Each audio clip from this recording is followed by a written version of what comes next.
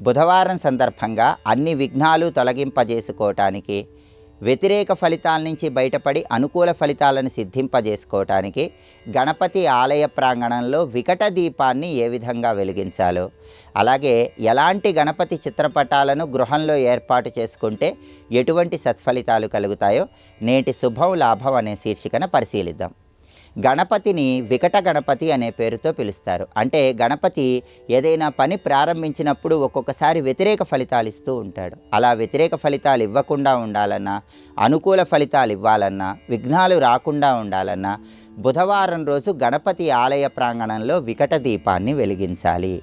ఈ వికట దీపాన్ని ఎలా వెలిగించాలంటే, గణపతి ఆలయానికి వెళ్ళి గణపతిని దర్శనం చేసుకున్నాక గణపతి దగ్గర కొబ్బరికాయ కొట్టి ఆ కొబ్బరికాయ ముక్కల్లో ఉన్నటువంటి కొబ్బరి మొత్తం కూడా తీసేయాలి. ఆ కొబ్బరి చిప్పల్లో కొబ్బరి మొత్తం తీసేసిన తర్వాత గణపతి ఆలయ ప్రాంగణంలో బియ్యం పిండితో ముగ్గు వేయాలి. ఆ ముగ్గు మీద 2 కొబ్బరి చిప్పలను ఉంచాలి. ఆ 2 కొబ్బరి చిప్పల్లో కూడా కొబ్బరి నూనె పొయ్యాలి. ఆ తర్వాత ఆంగ్ల అక్షరం ఎక్స్ వచ్చే విధంగా ఈ 2 కొబ్బరి చిప్పల్లో కూడా ఒత్తులు వేసి దీపాలు వెలిగించాలి.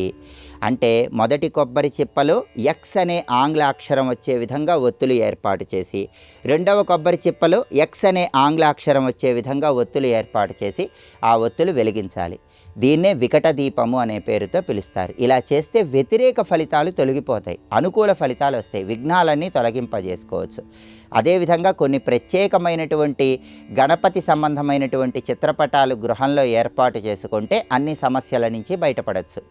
ఇంటికి ఎలాంటి వాస్తు దోషాలు లేకుండా ఉండాలంటే గణపతి స్వస్తిక్ గుర్తు ఈ 2 ఉన్నటువంటి చిత్రపటాన్ని పూజా మందిరంలో ఏర్పాటు చేసుకోవాలి. అప్పుడు ఇంటికి వాస్తుదోష తీవ్రతను తగ్గింపజేసుకోవచ్చు.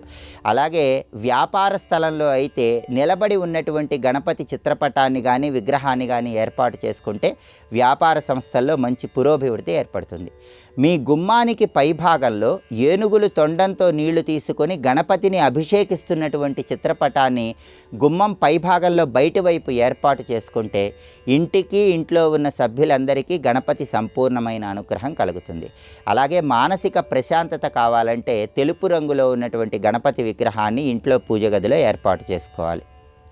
పనుల్లో విజయం తొందరగా రావాలన్నా, ధనపరంగా విశేషంగా కలిసి రావాలన్నా ఎరుపు నారింజ ఈ 2 రంగులు కలిసినటువంటి గణపతి విగ్రహాన్ని మీ పూజా మందిరంలో ఏర్పాటు చేసుకోవాలి. ఒక్కొక్క గణపతి విగ్రహాన్ని పూజ గదిలో ఉంచుకుంటే ఒక్కొక్క రకమైనటువంటి ప్రయోజనం చేకూరుతుంది. ప్రమోషన్లు తొందరగా రావాలంటే ఎర్రచందనపు చెక్కతో చేసిన గణపతిని ఇంట్లో ఉంచుకోవాలి. అప్పుల సమస్యల నుంచి బయటపడాలన్నా, తొందరగా గృహయోగం సిద్ధించాలన్నా రాగి లోహంతో చేసిన గణపతిని పూజా మందిరంలో ఏర్పాటు చేసుకోవాలి. విద్యా ఉద్యోగ వ్యాపార రంగాల్లో విశేషంగా రాణించాలంటే మరకత గణపతి విగ్రహాన్ని పూజా మందిరంలో ఏర్పాటు చేసుకోవాలి. అలాగే ఎవరైనా కళారంగంలో అద్భుతమైన స్థాయికి ఎదగాలంటే స్ఫటిక గణపతిని పూజా మందిరంలో ఏర్పాటు చేసుకోవాలి.